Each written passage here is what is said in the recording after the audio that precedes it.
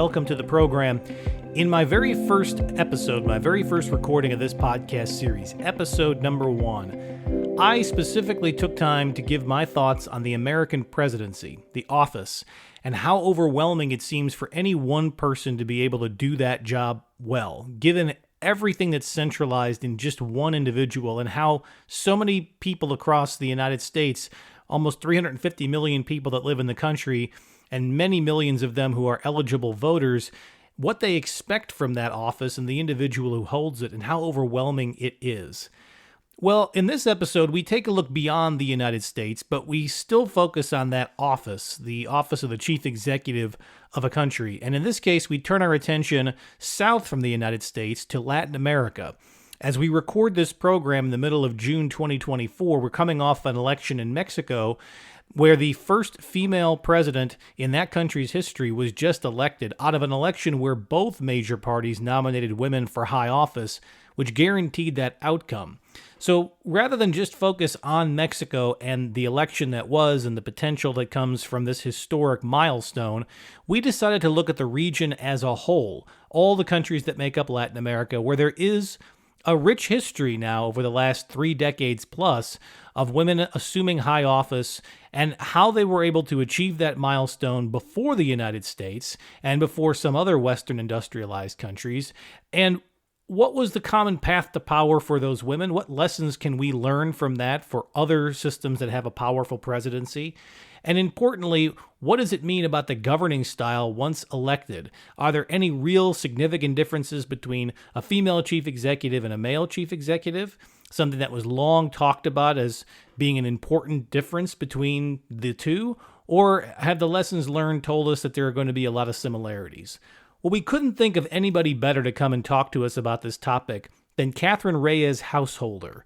She is an assistant professor at the Institute of Political Science of the Pontifical Catholic University of Chile. She's also an associate researcher at the Multidisciplinary Center for Social Conflict and Cohesion Studies.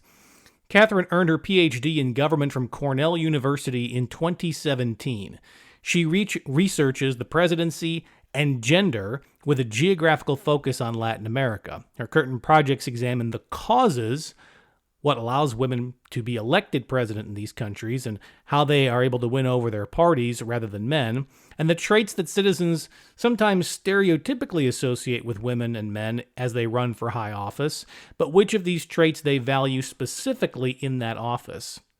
She also has had published scholarship focusing on the consequences of female presidents. When and why do women presidents name more female ministers, for instance, than men do? Why do women presidents have lower approval ratings on average than men? And how do citizens respond to women in executive office?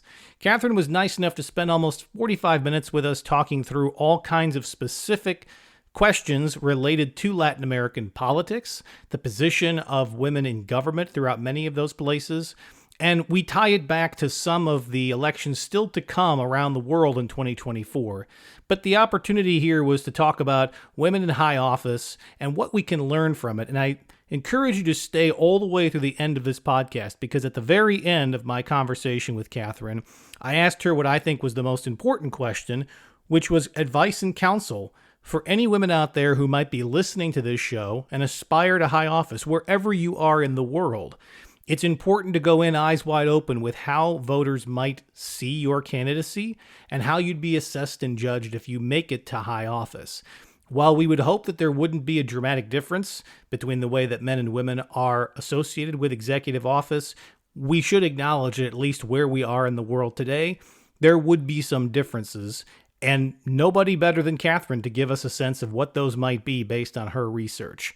We also touched on some other important topics that Catherine's not necessarily the expert in, like foreign policy and the position of various Latin American countries in their relationships to China and the United States, for example, or even to Europe. So stick with us, listen to the whole program. I think you'll find this fascinating. I hope you'll share it with others if you do. And stick around because I have a couple of closing thoughts at the very end that I'd love to have you give me your opinion on. But before all that, let's get to our conversation with Catherine Reyes-Housholder. Catherine, welcome to the program.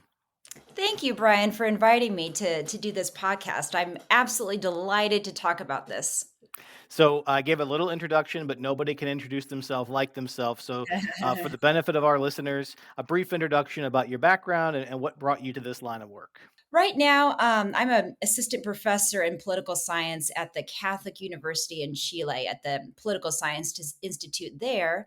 And I've been there for a few years, but I'm originally from Indiana in the United States. And I guess I first came to Chile back in 2005 when I was an undergraduate doing an internship in Chile, looking for something actually related to media and newspapers. So I went to Chile when I was 20. I knew nothing about the country.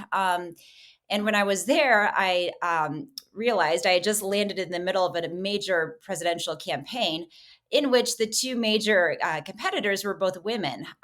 So at the time, Soledad Alvear it was competing against Michelle Bachelet. Both were center left candidates competing for the nomination of the center left ruling coalition in Chile. And then Michelle Bachelet ended up winning that election and sort of sparked my interest in women presidents in Latin America. It took me a while, but eventually I ended up doing a doctorate at Cornell University. And my line of research is on how women win the presidency and how they use their presidential power differently from presidents who are men. So I'm sort of look at elections, but also, why does it matter that we have women in power, and do they use their power in any way that's different for men? So let's talk about one of the timely topics. We're recording in the middle of June in 2024. We're just past the elections in Mexico, historic elections. Two women were the leading candidates, and we ended up having one obviously win that election.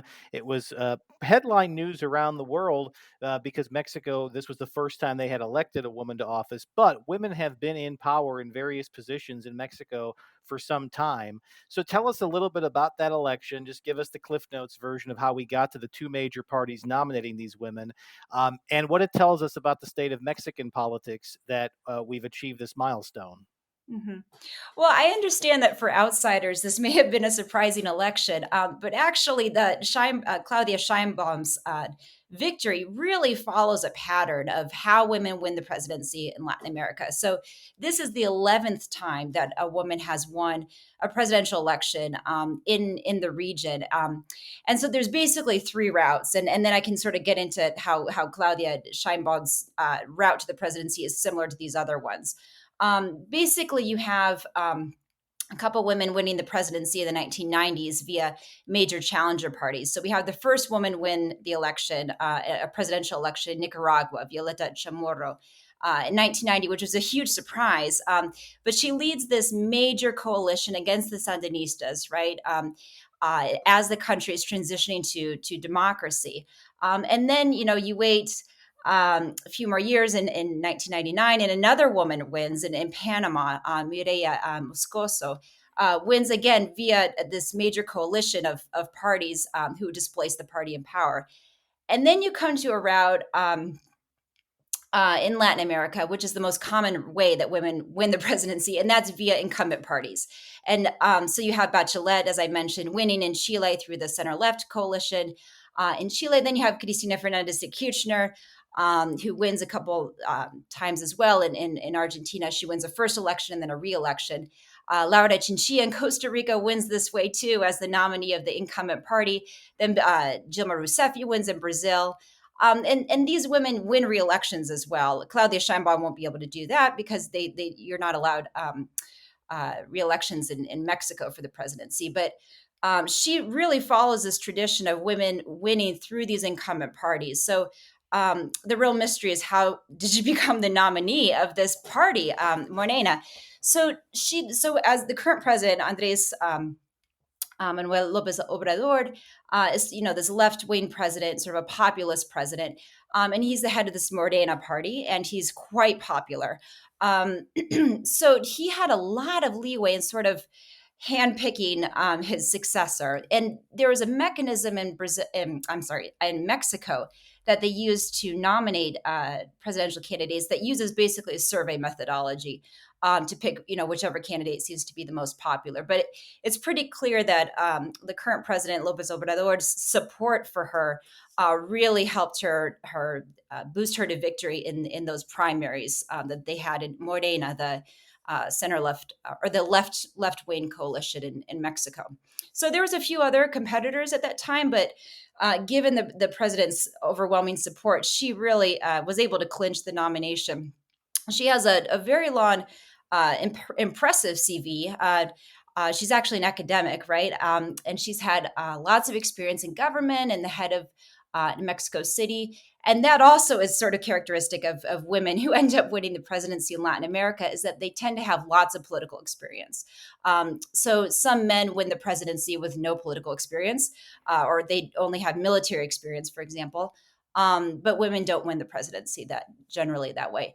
So Claudia Sheinbaum is similar in that sense. And ever since she got the nomination, this hasn't been a surprising election at all. So she's been ahead in the polls. And there was some variation. Some polls saw her ahead by 10 points, other by 20 or 30. In the end, we sort of knew 6 months ago at least, that she was going to win this election. So that's not surprising at all. Because women tend to win through these incumbent parties, the way, whether they win or they lose as nominees of these incumbent parties, a lot of it depends on the satisfaction with this with the citizenry, with the incumbent president, incumbent party. As Lopez Obrador is so popular, Scheinberg was able to win that way. Other women who are nominated by incumbent parties, if the party in power is not so popular, then they often end up losing, basically. So becoming the nominee of an incumbent party isn't a surefire way to victory for women. But if you're a nominee of an incumbent party and there's general satisfaction with the party in power, then that seems to clear the way for women in that sense. So in many ways, I know it can appear surprising, and it often is surprising to see women win for the first time in their own countries. But if you look at the region in general, there's lots of, it's very it follows the broader general patterns in the region. So, what might be helpful for our listeners around the world who have different experiences with politics? Some are in parliamentary systems, some have very short presidential or prime minister or parliamentary races. Some it takes a long time. Certainly, anybody listening from the U.S., it's a 2-year process now. Give our Mhm. listeners a sense of what the political landscape looks like in Latin American countries. How long do these races run? Is it party over individual? What role do individual personalities play in these campaigns? Well, that's a really great question, because basically you have a little bit of everything in Latin America. So, right, if you look at the whole globe, right, basically you have in democracies parliamentary, as you said, or you have presidential systems. And presidential systems can also be semi-presidential, like what we have in France, right? Latin America is the region of the world that's basically all presidential systems, pure presidential systems, similar to the US. But actually, presidents in Latin America tend to have more constitutional powers than the U.S. president does, particularly in legislation. So they also have unilateral control over nominating cabinets, and lots of bureaucrats as well. They can nominate, hire, and fire unilaterally, and they also have partial vetoes that presidents can do.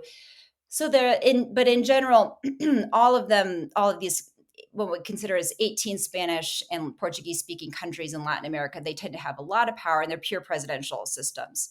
So there's variation in whether they're allowed to be reelected, how many times they can be reelected, as well. But when do these sort of campaigns start happening? Technically, it tends to be officially, right, about 3 months before. But the real, as I was saying prior to this, the real action is a lot of times with these presidential nominations. And so, how does somebody become nominated?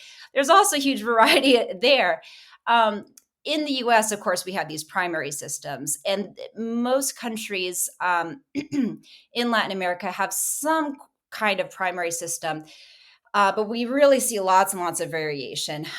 So I'll just take the example of Michelle Bachelet, how she was nominated. They were the coalition was planning on having a primary, and Soledad Alvear ended up dropping out. And so the elites of the party just sort of decided, okay, we're all just going to go for her, and we're not going to have an official primary. In some countries, parties have to have primaries, and there's also variations in whether voters have to participate in the primary or not, and who's allowed to have those kinds of primaries as well.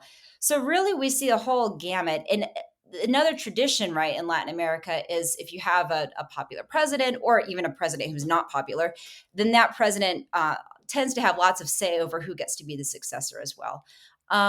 So I'll just take the example of Paraguay.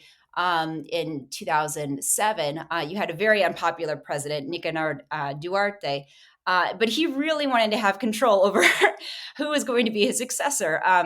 And so he backed a woman, and they had an official primary. There might have been some fraud on the margins in that primary in particular, and it was very, very close. And then the woman ended up securing that primary. She ends up losing the election, actually to a priest. Fernando Lugo. I believe he's the only priest that we've had in Latin America win the presidency. So really, you see a lot of variation in how people become nominees of parties. The other difference in Latin America, particularly compared to the United States, is that you mostly have multi-party systems. So it's not just two major parties, and you have lots of new parties and lots of small parties. So men in Latin America have won the presidency in Latin America many times through new parties, personalist parties, small parties that they just created to facilitate their presidential bid. But women have never won that way. So women have only won via these major coalitions that have pre-established parties with a lot of campaign resources, lots of infrastructure, and financial backing in order to sort of propel them to victory, or incumbent parties too, which tend to be the strongest parties in general because they have all that the presidency and presidential power. In that sense, they have name recognition as well, incumbent parties, which helps women especially a lot. So, would you say that these campaigns are run with a lot of policy first or personality first kind of marketing efforts?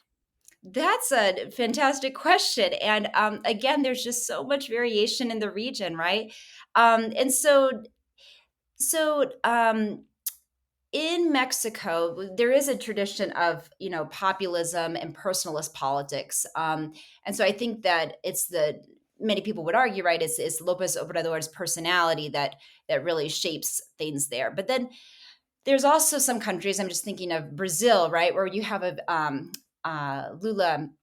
Luis Inacio Lula da Silva, right? The current president, he was also president back in 2003, served a couple terms, and then back Dilma Rousseff for her, who ended up winning in 2010 for the first time, and she ends up winning re-election. That party, the Workers' Party in Brazil, is sort of considered pretty programmatic, as like issue-based party. So, and a mass-based party in Brazil. But they also have a very, and what many people would consider to be sort of a populist leader too, Lula da Silva. So there's sometimes a mix there.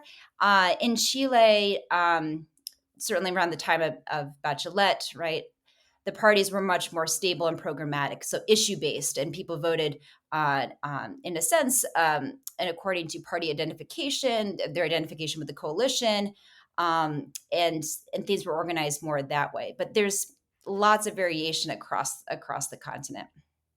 So let's zone in on a couple of countries. We've been talking about Mexico, so we'll take a moment to just dive in on that. Now, if I have got my research right, not only do we now have a woman leading the presidency, but also I believe they're the equivalent of their House and Senate. I believe the head of their central bank, and is it the Chief Justice of their Supreme Court? Right. That you're referring to parity everywhere in Mexican democracy. Yes. So Yes. so not only like at the presidential level, but this has clearly been a real effort across all layers of government. Now, is that unique across Latin America to have that level and that depth of equity? And is that a result of any specific efforts by the government to achieve that, or has that been a truly organic grassroots result? Mhm. So I think Mexico is unique and sort of a pioneer in this idea of having parity at all levels of government in all different spheres of power, not only legislative but also the executive. But there is like if you look further back in the history of the region, the history of the world, actually, in terms of gender quotas, it was Argentina, right, which was the first country to legislate having gender quotas at the national legislative level. And so Latin America as a region sort of has pioneered these gender quotas. And so those gender quotas have spread across the region. Again, parity, I should clarify this, parity is different from a gender quota. So a gender quota is, there's different forms of gender quotas, but the most common is sort of a national level for Congress that says you have to have at least, for example, 30% of candidates have to be women. Now, there's different thresholds. So there's weaker quotas that are like 20%, and then stronger quotas which go up to like 40, 45%. There's quotas that don't even talk about women, but they said that you can't have more than 45%, for example, of one gender. And so the region has sort of pioneered these gender quotas, and you see a lot of gender quotas as well in Europe. Um, and reserve seats in some countries in Africa and Asia as well. Um, but Latin America sort of pioneers this in the 1990s in Argentina. And Chile ended up being one of the countries to a late adopter of quotas. And they only adopted a quota um, during Michelle Bachelet's second term in office. So she did not come in a country with gender quotas. But what do gender quotas, sort of do is they provide sort of a floor of at least for the candidates. So having gender quotas actually doesn't mean that you're necessarily going to increase women's representation, but because you're increasing the number of women candidates, it tends to be um, uh, uh, to increase women's representation, at least in legislators, in the Congress as well. And in Mexico, then what is interesting there is, as we were saying, this is gender parity at all levels of government, so including cabinets. So Sheinbaum has to have a cabinet that features gender parity. Um, and Mexico is a pioneer that way. And I think that a lot of it is related to the feminist movement, that Mexico does have a very strong feminist movement, as do some other countries in Latin America. Chile, Argentina, Brazil as well have pretty strong feminist movements. And those feminist movements have been focused on, advocating against gender violence, but also increasing women's representation in government. So, as we think about other countries beyond Mexico that have elections to come, are there any others we should be keeping an eye on where there are either leading female candidates who are likely to get the nomination of their party, or who may have the rarer path of being an opposition figure that may have a credible opportunity to take office? That's a really good question. So, in recent elections, we've had men, all men competitors. For example, in the second round in Argentina this last year when Javier Milei wins, right? And then prior to that, in Brazil as well. Chile's last presidential election was in their second round as well, was an all male contest um, as well back in 2001. For right now, I don't have anywhere in the region to specifically look at. But it is true that Chile will have an election next year, and it's so far polling shows that from the right, it is a woman from the right who could seems to be leading the polls. Chile has a multi-party system, and lately political parties have been proliferating. So it's going to be surely it will go to a second round. So a second round in Chile, meaning you have a first round of voting, and then if nobody gets the majority, then they go into the second. They could do a second round. So presidents always have a majority backing them because they have to go through this second round. So it seems like now, next year in Chile, which the elections aren't until November 2025, that probably there's going to be a woman from the right nominated. And she probably would make it through the first round, I think. But again, that's speaking over a year in advance. But I would say that is an election to watch here. Great. All right. So it's one thing to run for office, it's one thing to win office. These are all important milestones, but then there's governing. So, can you give us a sense? Let's start with Brazil, because I think we had a multi term presidency there that was a continuation of existing administrations, but had quite the rocky conclusion to it. So, Mhm. let's focus in on Brazil for the purposes of this. You as a researcher, how did you observe how government was run differently? How opposition parties maybe acted differently when there was a female leading the country? And what challenges did that person face that maybe their male counterparts didn't face, or was there a difference? Mhm. Yeah, I think that Brazil's first woman to win election, Dilma Rousseff in 2010, she kind of exemplifies some broader trends that we see in the region. Well, first of all, women presidents in Latin America and beyond actually receive lower approval ratings than men. And this is controlling for, consider even considering the economic conditions. So if we could freeze the economic conditions, they would still have lower approval ratings than men. So why is this? Why is this? So one reason why this is probably the case is that voters tend to have higher expectations for women in many areas, but particularly in the area of moral integrity and corruption. And so, why is this? So, when women are campaigning, right, and this also was the case, of Dilma Rousseff.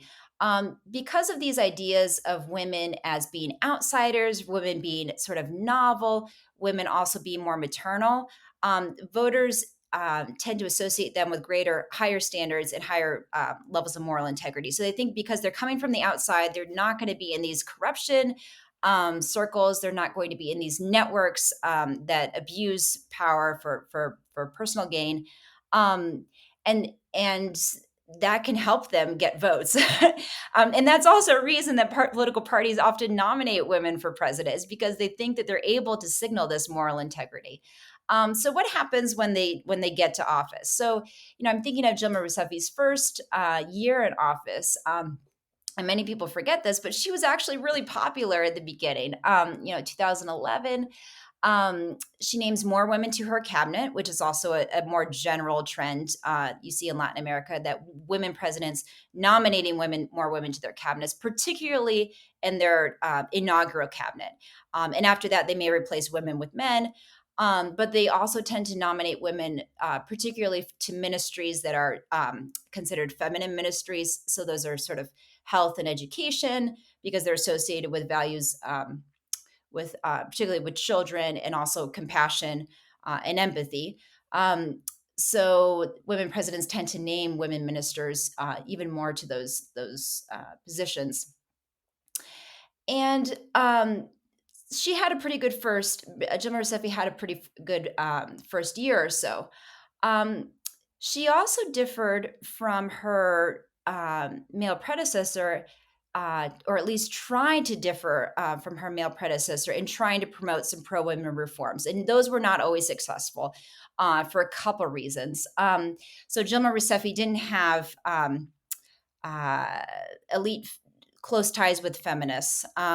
She didn't have a core constituency of women voters who were feminist, and she didn't have feminists within her inner circle. So I sort of argued, that was sort of an impediment to her being able to use her presidential power to promote lots of pro women change. She did some things, but not significantly different from her male predecessor, President Lula. She does win re-election. And so Bachelet won re-election in Chile, right? In Argentina, Cristina Fernandez de Kirchner wins re-election. Rousseff also wins re-election. And many male presidents tend to win re-election. So that's not too different or surprising there as well. But there comes to be a scandal in Brazil, and scandals in some sense are common in Brazil, and corruption in the executive branch. And what we see here, it seems to be even though she wasn't directly implicated, her presidential approval ratings dropped significantly then. And she was not able to recover them, and she ends up being impeached. And so there's a great book by Frida Jalazé and Pedro dos Santos by Temple University, published by Temple University Press, that sort of tracks how this impeachment was so misogynistic, right?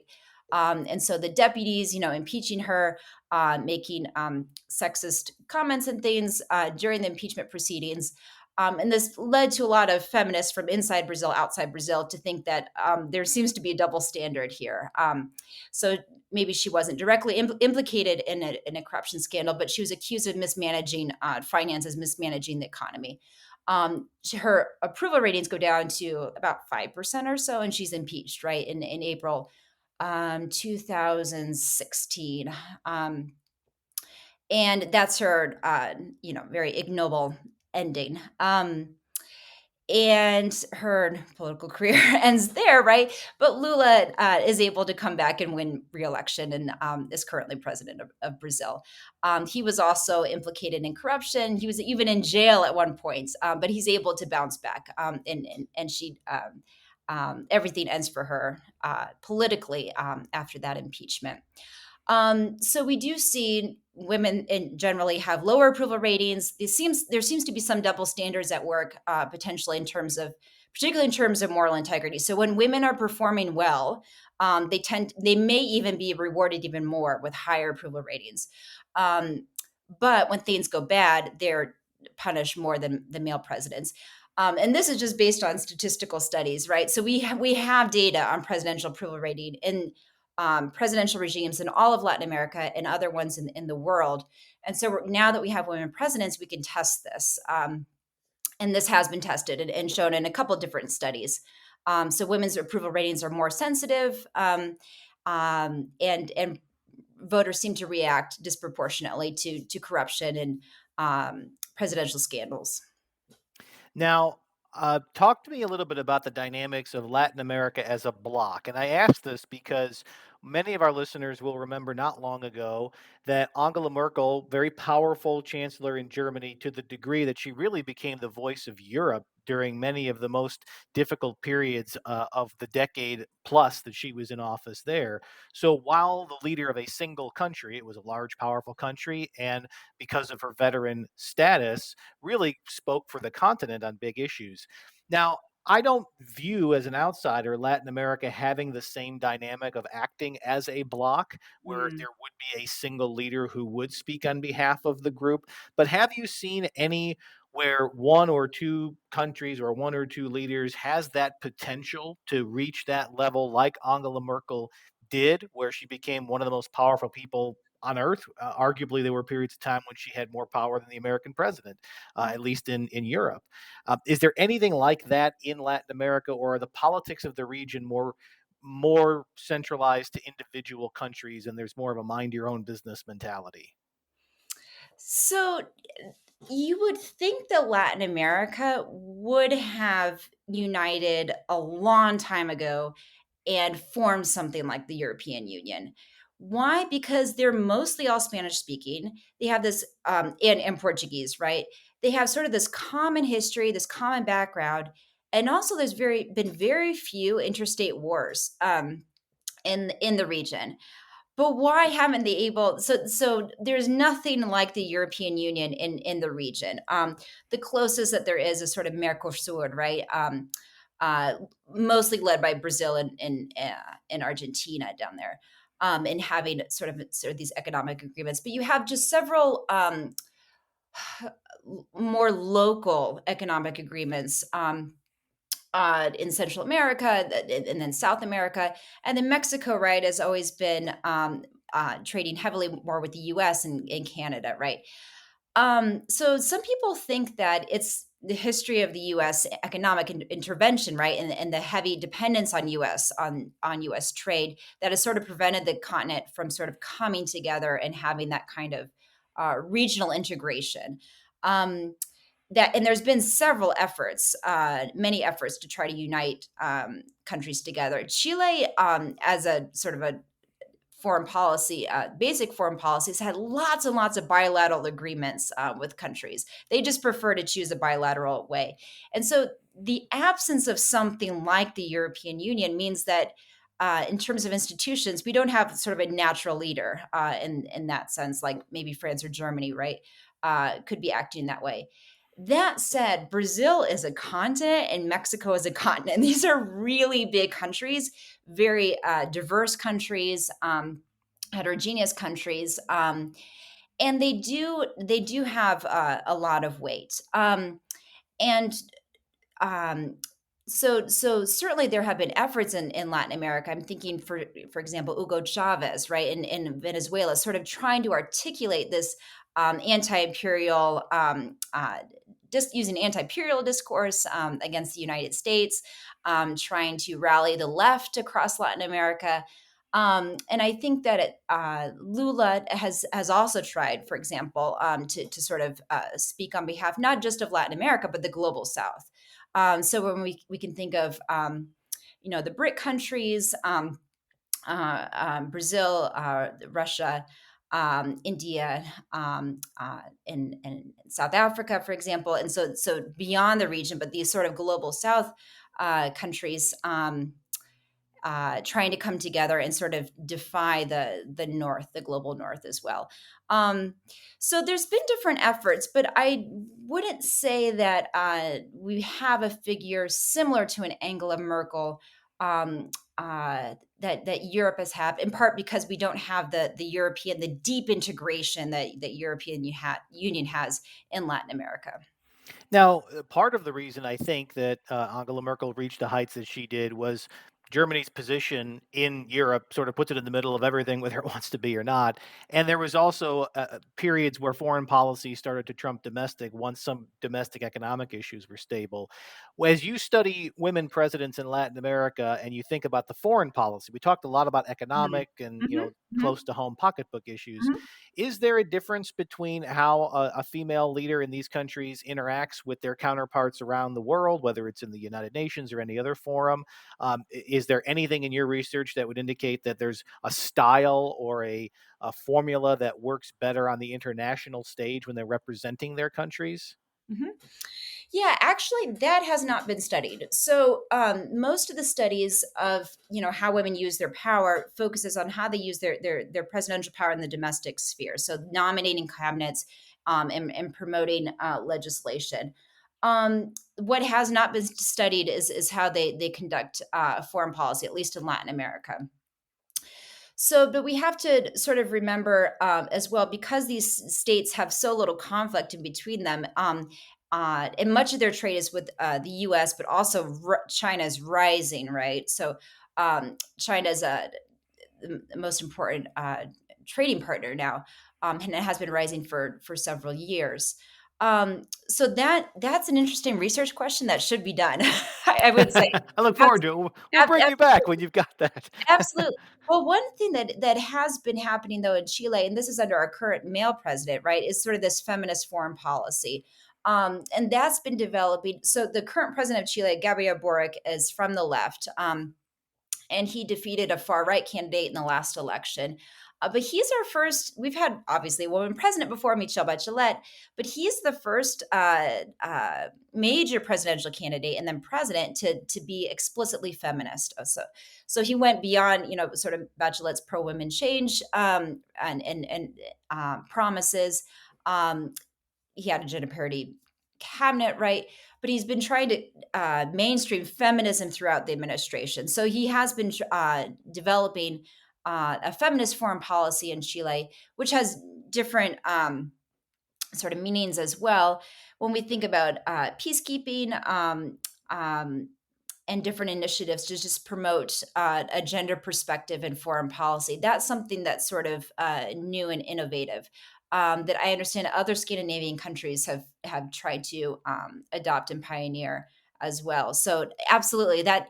But whether women presidents promote that, that's a totally open question.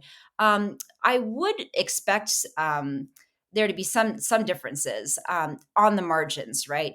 Not necessarily a radical transformation of foreign policy, but on the margins, I would expect them to maybe try to point more women to these bureaucratic positions, maybe more women ambassadors, for example, and also maybe try to, on the margins, include gender equality in different uses of their power.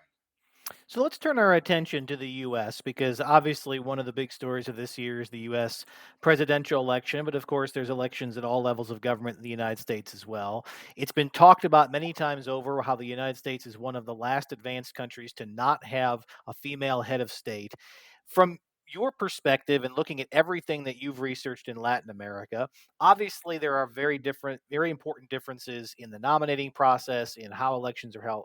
With respect to all of that, what's your opinion about why the US has not been able to produce an election that has two women? Mexico just did that, where there was no doubt that the outcome was going to be one.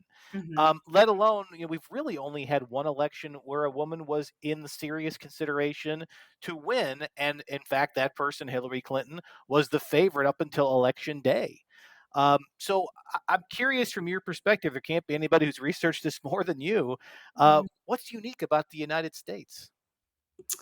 So I always try to remind people that the most difficult kind of power for women to obtain in general is arguably the most important in the presidency. So if we take a step back and just think of how often women win presidential elections around the world. So women tend to win from 1990 to 2020. They win about 6% of presidential elections across the globe. There's some regions where it's more, like Asia is 9%, Africa is 3%, Latin America is 7. Um, but in general, it's pretty low. And so the it's I don't want people to think that in Latin America, Latin American voters, for example, are super progressive, and that's why they elect so many women. No, they tend to elect women at similar rates as the rest of the world. Um, and but the fact that they have so many elections, so many presidential elections, gives women just statistically, we have 11 victors, right? 11 victories by women, but the U.S. is zero, right? No woman has won at all. So there's a few different ways to sort of go about this. I think most of the research on this seems to suggest that the presidency is gendered. And what does that mean, right? What does it mean for the presidency to be gendered, specifically masculine? So, historically, right, the presidency is not only associated with men, but with military men. And so we think of our first president, right, George Washington, was this very successful general. And he sort of, not only was he a man, but he was a masculine man, and showing his military credentials and showing his fantastic leadership. And we have many examples in the United States of men who come from the military and then become president, even in the 20th century, right? And it's sort of a recent thing now that a lot of men winning the presidency don't seem to have that military experience. But historically, the military and the U.S. presidency are very intimately tied together, and the military is obviously historically an all male institution, very focused on hierarchy. Um, uh, uh, there's an association with violence and controlling violence, with physical strength. And so there's work on the U.S. presidency, which shows that it's a particularly masculine institution, in that men are actually competing against each other to show who's the more masculine person. um, Jackson Katz has some good work on this.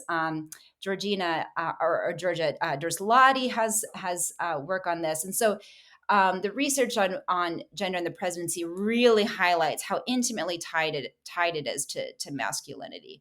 Um, we do see differences in voter preferences in the United States. So, in general, I don't think it's voter bias that means that the primary reason that women have never won the presidency in the United States. And some people might disagree with that, but I do think that as you mentioned, right, we've had so few women candidates. We've only had one major party nominate a woman, and so it's not surprising if that's only happened once that you wouldn't have a woman president.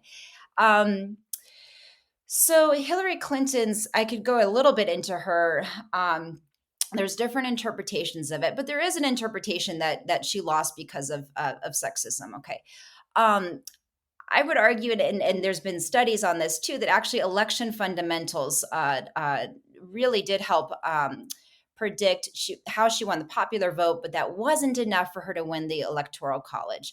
And so elections, obviously, in the United States are always won on the margins, and it's these specific states that are the most important. And there's no way we could definitively say it was sexism for these voters in these states that caused her to lose. But there's suspicion. Um, but if we had more women candidates, I think the United States surely would elect a woman.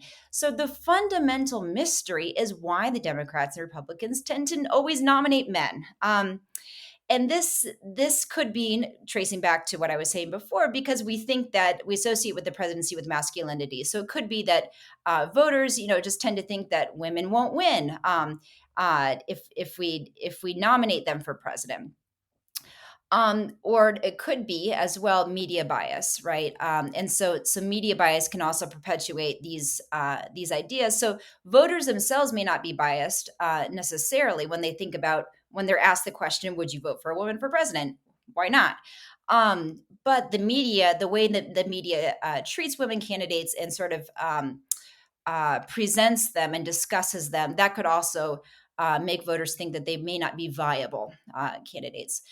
So primary voters may think maybe I shouldn't vote for her because she's not going to be able to win. She won't be a viable candidate as well.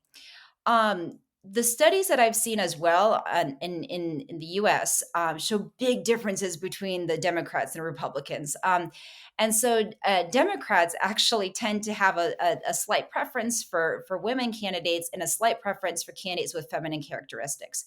The opposite is with the Republican Party. So the Republican voters tend to slightly prefer male candidates and slightly prefer candidates with more masculine characteristics. Now, I don't want to blow this up too much. So that doesn't mean that Republicans will never nominate a woman, right? And that Democrats will tend to, on average, in the future, nominate more women as well. That a lot of it also depends, again, as I mentioned, on the media bias. So there's different historical context of the U.S., the linking of the masculinity and the presidency and the military, voter biases, possibly in preferences. But the reason that women have never won the presidency has much more to do with why these major parties don't nominate women in the first place.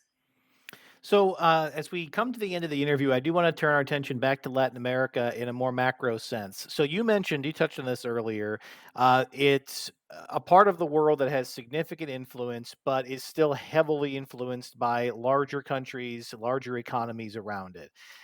It feels like that the United States took a bit of a step back in its engagement with Latin America in recent years, and as that happened, we saw countries like China and others reach out with trade opportunities and with other incentives to get closer relationships with them. Mhm. How is this played in Latin American politics? Is this a topic of conversation about which countries we work with, and if we have preferences for those?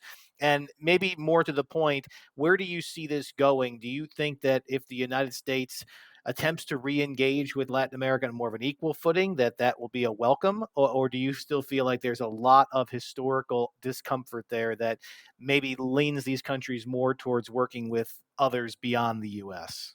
Mhm. Yeah, I think that again, there's so much variation here as well across the continent. When I think how far away Mexico is from Chile, it feels like how could this be part of the same region, but it is. And Mexico, as I mentioned before, has really close ties.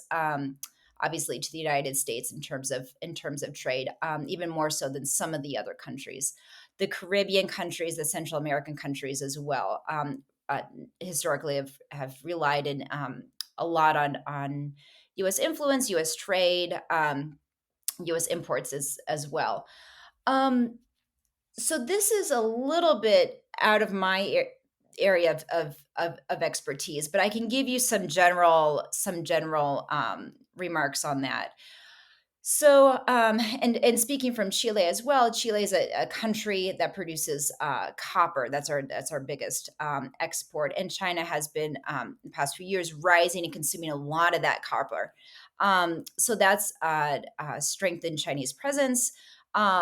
The thinking of the pandemic times, right? The vaccine that we got was Sinovac, right, from China. And so we've had agreements with China as well in terms of producing vaccines. You can't think of anything more intimate, right, than where your vaccine comes from, because it comes in, it is part of your body, it protects you. And that vaccine effort in Chile, just in taking this particular example, was quite successful. And Argentina, I'm thinking during the pandemic too, also used the vaccine from Russia as well. That was maybe not as successful as the Chilean case. So, and when we think of the region as well in terms of these efforts to sort of integrate, again, Chile has been sort of outside of that. It's really been more Brazil, Argentina, Uruguay, with Mercosur and Paraguay as well, have been trying to lead those efforts, but they haven't been as successful as some of the original thinkers were hoping for them to be. Um, in general, I think the United States is seen as a declining power, and particularly with the Trump presidency, right? In the current presidential election in Brazil, that we're seeing democracy, which with U.S. democracy was previously admired, and now it's much less so, right? Seeing the U.S. sort of as a declining economic power, but also in terms of the quality of democracy and how it's able to exert sort of that soft power as well. So I think that a lot of countries, and I'll speak, mostly in terms of from the Chilean perspective as well. Which countries are we supposed to imitate as well? Which countries do we want to be a model after? And maybe like 20 years ago, we were thinking, oh, maybe the United States could be, but much lesser now. So in the past few years, we're thinking, New Zealand, right, or Finland with their amazing education system. These smaller countries that are really able to be demonstrate social cohesion, have more of a welfare state too, which is some in Chile aspire to move away from sort of the what we call a neoliberal economic model, which is perhaps more closer to the United States, to a more of a welfare state, to have some kind of stronger welfare state. So there's a difference, I guess, in who your trading partners are, and also like who you want your democracy to look like. So again, thinking of these other countries as well, and less so the United States, and who you want to model your economic system after. And really, this points in all different kinds of directions. So, we're trading more with China. We're looking to these other countries as inspirations for a welfare state, as inspirations for democracy. And the U.S. Maybe it was once much more influential in terms of soft power. Now is much less influential. So I'm going to wrap on this. We hope that with the audience that we have for this show, there might be somebody out there, maybe even in Latin America, who aspires to high office one day. Based on your research and your reading of where we are and where we think we're going, I'd love your take on it. If you had to give advice to one of these aspiring politicians, and they were women, what would your number one piece of advice for them to keep in mind as they get into this? And then if they were to win, what would be, your number one piece of advice for them to keep in mind as they begin governing? Mm. Yeah, that's such I guess I would have a few piece of advice. I mean, this may seem obvious, right? But moral integrity is really important, and you'll be found out if you get into these corruption networks. And it's when I talk about women facing higher standards for moral integrity, people may say, "Oh, that's so unfair." Um, and maybe we should, but this doesn't mean we should lower standards for women. We need to raise standards for men is the idea. We need to raise standards for everyone. And so I want women and men too, but I think women can think about this very seriously in terms of entering politics to raise the ethical standards. I think that, again, men and women should focus on that as well. And maybe women should be aware that there could be these double standards. But voters should be aware that we need to hold men up to higher standards as well. Um, I think that there's lots of, unfortunately, in Latin America, and I didn't talk about this that much, but there's lots of growing distrust of political parties, a growing distrust of institutions. Um, and I think that not just women aspiring to higher office, but all people aspiring to have a higher office have this huge challenge of how do we, restore trust in political parties, and in our democratic system, in our ability to represent voters as well. And I think that, again, any politician, but I guess particularly for women, they have to think about their inner circle. So who are you going to allow into your inner circle to give you advice? And so in political science terms, we often call this the personal constituency, or your advisors, your circle of advisors, the people who are really close to you, because those people, you're going to need their loyalty, you're going to need their expertise, and also some truth when it's difficult as well. I think that all Latin American politicians should aspire to build institutions and not just try to have a personal tie to voters without building institutions more generally. So building political parties, that's hard work. And so sometimes we have many examples in Latin America of presidents, politicians not building a political party and building institutions, and just riding on their own charisma. But democracy, in order to work, needs strong political parties. And we're seeing across the region lots of difficulties in building stable, strong political parties that are really good at representing voters' interest beyond the leadership of a particular leader. As well. I'm not sure if that answered, Brian, your That's good counsel. okay. Hold yourself to a high standard, as everybody should, and build institutions. I think those are great. Thank you so much for spending time with us. We covered a lot of ground. There's so much more. As you said, it's such a huge region and it's such a big topic. If people would like to learn more about you or your work, is there a website, social media channel you'd prefer people look you up on? Just my website. So www.reyes, Reyes hyphen, and then my last name, Householder, HOUSHOLDER.com. That's where I have all of my articles up there. So if you're interested in reading any journal articles, I have a description of my book manuscript that I'm working on, and some other different media interventions and interviews and things that I've done. Excellent. We will include that in the description of this program and post it on our website as well. Catherine, thank you so much for taking time to speak with us today. Thank you, Brian. One topic that we didn't cover, that we didn't discuss in that episode, that is hard to research, would be hard for anybody to put scientific numbers to, is how much ambition plays in this conversation. When you talk to men from all stripes and backgrounds, whether it's business, politics, military service, or otherwise, there's a good number of them who have the ambition, who have the dream, who have the self-image that they could, whether they choose to run or not, one day be president of their country. It's not built in, but there's a swagger and a confidence that comes from some who achieve a high level and who assume they could translate that success into other offices. Women generally in politics when you listen to them talk about their reasons for getting involved, it's not necessarily to attain a specific office. It's not necessarily to have a specific title. It's usually focused on what they want to achieve and who they want to help and what position they think they need to achieve to that end and that end alone.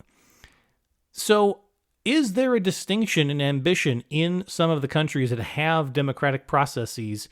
And does that play a role? Because it's not easy. One thing we didn't say in that episode was how hard it is, how incredibly difficult it is for any single individual, no matter what system of government you're in, to rise to even have the potential to be one of the finalists to be the president of your country. You have to want it. You have to desire it. You have to sacrifice for it. You have to think about your entire life in the context of how you get to it. You have to make difficult decisions with that end in mind in many cases. I think there's a lot of male politicians who do that kind of triangulation, whether they do it well or not, with that end goal in mind. I don't know if as many women do. And if not, could that be playing a role in why fewer strive for the office, let alone get the nomination, let alone attain it? I'd love your thoughts on this. Send me a message. You can find me on my email, info@brianjmatos.com. That's one way to get in touch with me directly. But if we want to start the conversation, find me on my social channels. You can find me the Brian J. Matos Podcast on Facebook. You can find me Brian J. Matos on X. And of course, you can always find me on YouTube. We can leave comments under this episode and any of the clips associated with it. Just search Brian J. Matos Podcast on YouTube. You can find my YouTube channel. If you like what you hear, I'd encourage you to subscribe and share with others so that you'll be the first, and your group of friends and colleagues and peers will be the first to get clips and new episodes as soon as they are posted to that channel. And of course, you can visit my website, brianjmatos.com. We have show notes available for every program that we do, and the full archive is available there without having to subscribe to anything or anywhere. You can go back and listen to any program, including episode 1, which was my original thoughts on the difficulty of the American presidency and how hard it would be for anyone, male or female, to take that office and do it well in the eyes of more than 300 million Americans from coast to coast and from every cultural background. Thank you all again for listening to this episode. We have more great content still to come and shows and episodes to come. You can subscribe to my podcast anywhere you get your podcasts, Apple Podcasts, Spotify, iHeartRadio, just to name a few. And if you like what you hear, again, share with others, find us on YouTube, follow us, subscribe, and share on your social media channels. It's the best way for us to grow this community of curious minds. Until our next episode, this is Brian J. Matos, thanking you all for listening and encouraging you all to stay curious.